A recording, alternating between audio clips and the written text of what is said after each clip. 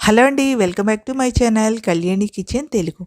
ఈరోజు ఒక tasty and healthy breakfast రెసిపీతో మీ ముందుకొచ్చాను. సజ్జ దోసలు. ఈ సజ్జ దోసలు టేస్ట్ అయితే చాలా బావుంటది. ఇది ఎవరైనా తీసుకోవచ్చండి. ముఖ్యంగా బరువు తగ్గాలనుకున్న వారికి, డయాబెటిక్‌తో ఉన్న వారికి ఇది సజ్జలనేది బెస్ట్ ఆప్షన్ అండి. చాలామందికి సజ్జ రొట్టెలు అన్నది చేసుకోవటం రాదు. అలాంటి వారికి ఇలా దోసలు వేసుకోవటం అన్నది మంచి ఆప్షన్.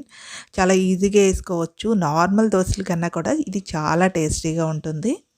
సజ్జల్లో ఐరన్ ఎక్కువగా ఉంటుంది. ప్రోటీన్, ఫైబర్ కూడా ఉంటుంది కాబట్టి ఎదిగే పిల్లలకు కూడా చాలా మంచిది. ఎలా చేయాలో చూద్దాం. ఇక్కడ నేను ఒక చిన్న టీ గ్లాస్‌తో 3 గ్లాసుల సజ్జలు తీసుకున్నాను. అదే గ్లాస్‌తో ఒక గ్లాసు మినపప్పును కూడా తీసుకోవాలి. ఇక్కడ మీరు కొలతగా ఏదైనా పెట్టుకోవచ్చండి. గ్లాస్ అయినా, గిన్నె అయినా. 3 సజ్జలకి 1 మినపప్పు అన్నది తీసుకోవాలి. ఇప్పుడు మరొక గిన్నెలోకి 1 టీ స్పూన్ వరకు మెంతులు కూడా తీసుకోవాలి. ఈ మూడింటిని బాగా కడుక్కొని 2, 3 సార్లు 7, 8 గంటల పాటైనా సరే వీటిని నానబెట్టుకోవాలి. 7, 8 గంటలకి పూర్తిగా నానిపోయి ఉంటాయండి. ఇక్కడ నేను మినపప్పుని పొట్టుపప్పు తీసుకున్నాను కాబట్టి 2, 3 సార్లు కడిగి నేను పొట్టునైతే తీసేసుకున్నాను. పొట్టుని నేను పూర్తిగా తీయలేదండి. సగం పొట్టునైతే నేను అలాగే ఉంచుకున్నాను.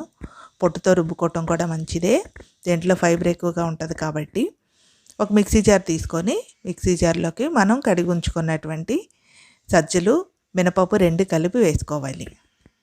అదేవిధంగా మనం నానబెట్టుకున్నటువంటి మెంతులను కూడా వేసుకొని సరిపడా వాటర్ పోసుకొని గ్రైండ్ చేసుకోవాలి. పిండిని గ్రైండ్ చేసేటప్పుడు మరీ స్మూత్ పేస్ట్లా కాకుండా కొంచెం రవ్వలా పట్టుకుంటే దోస వేసుకున్నప్పుడు చాలా బాగా వస్తుంది క్రిస్పీగా. ఇలా గ్రైండ్ చేసుకున్న ఈ పిండిని ఒక బౌల్లోకి తీసుకొని ఒక 7, 8 గంటల పాటైనా దీన్ని పులియ పెట్టుకోవాలి. మీరు నైటు గ్రైండ్ చేసుకున్నట్లయితే ఓవర్ నైట్ ఇలా వదిలేసేయండి. నెక్స్ట్ డే మార్నింగ్కి దోసలు వేసుకోవటానికి చాలా బాగా వస్తుంది. పిండి అన్నది చక్కగా పులిసి ఉంటుంది కాబట్టి దోసలు చాలా బాగా వస్తాయి క్రిస్పీగా. ఇలా మూత పెట్టేసి ఒక పక్కన పెట్టేసుకోండి. నెక్స్ట్ డే మార్నింగ్కి పిండి అన్నది చక్కగా ఫర్మెంట్ అయిపోయి ఉందండి. ఒకసారి చూపిస్తాను చూడండి.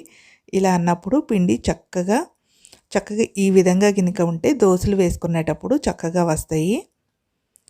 ఇలా కావాల్సినంత పిండిని తీసుకొని దాంట్లో ఉప్పు వేసుకొని పిండి గట్టిగా ఉంటే కొద్దిగా వాటర్ యాడ్ చేసుకొని దోసలు వేసుకోవాలి. ఇప్పుడు పెనం బాగా హీట్ అయిన తర్వాత ఒక గంట పిండి తీసుకొని పల్చగా పెనమంతా దోస వేసుకోవాలి. దోస వేసుకునేటప్పుడు స్టవ్ను మీడియం ఫ్లేమ్లో పెట్టుకొని దోస వేసుకున్న తర్వాత స్టవ్ని హై ఫ్లేమ్లో పెట్టుకొని మంట అన్ని వైపులా తగిలేలా దోసను కాల్చుకోవాలి. దోస సగం కాలిన తర్వాత అంటే దోస పైన ఉన్నటువంటి తడంతా పోయిన తర్వాత ఆయిల్ని వేసుకోవాలి. దోస అంచుల వెంట మధ్యలో వేసుకొని ఇలా దోసను కాల్చుకోవటం వల్ల దోస క్రిస్పీగా వస్తుంది. దోసని మంచి కలర్లోకి వచ్చిన తర్వాత తీసేసుకోవాలి. ఇకండి దోస పైన కలర్ వచ్చింది. ఇప్పుడు దోస మనకి పర్ఫెక్ట్గా రెడీ అయిపోయినట్లు. ఇలా కాలిన దోసని ఒక ప్లేట్లోకి తీసుకోవాలి. నెక్స్ట్ దోస వేసేటప్పుడు పెనం మీద కొంచెం వాటర్ చిలకరించండి. నేను వేసాను కానీ అది చూయించలేదు.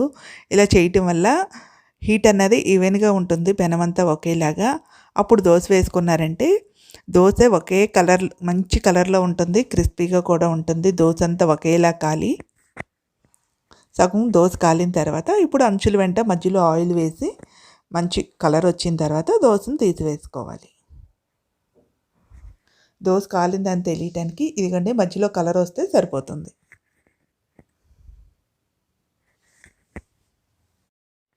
ఇలా మనకు కావాల్సినన్ని దోసలు ఇదే విధంగా వేసి తీసుకోవాలి. దీని కాంబినేషన్గా కొబ్బరి చట్నీ కానీ టమాటా చట్నీతో కానీ తీసుకుంటే చాలా బాగుంటుంది.